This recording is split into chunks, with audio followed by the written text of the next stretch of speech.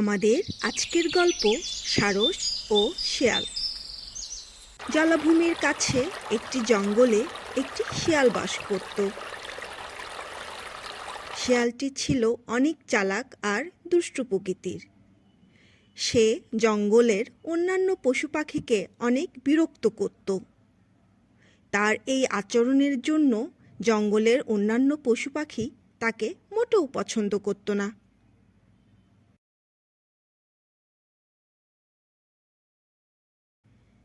একদিন শিয়াল মাংস খাওয়ার সময় তার গলায় এক টুকরো হাড় আটকে গেল।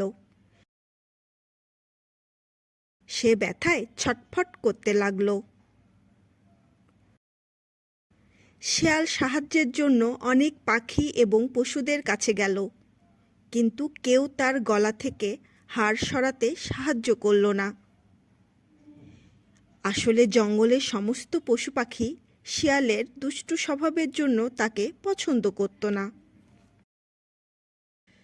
কোনো উপায় না দেখে শিয়াল জলাভূমিতে থাকা একটি সারসের কাছে গেল, অনুরোধ করল তার গলার হাড়টি সরানোর জন্য।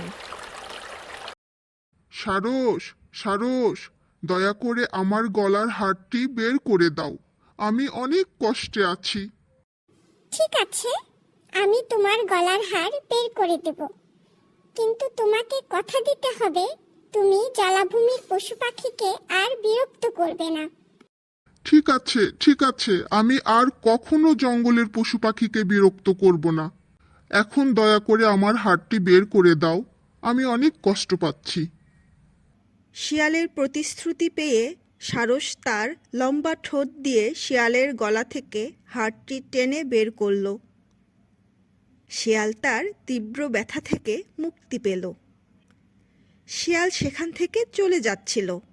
সারস তাকে বলল, দয়া করে তোমার প্রতিশ্রুতি ভঙ্গ করবে না।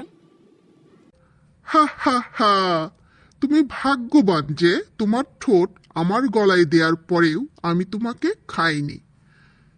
দয়া করে তোমাকে ছেড়ে দিয়েছি। এই বলে শিয়াল সেখান থেকে চলে গেল। সারসকে বলল, কয়লা ধুইলে ময়লা যায় না। Don't forget to subscribe.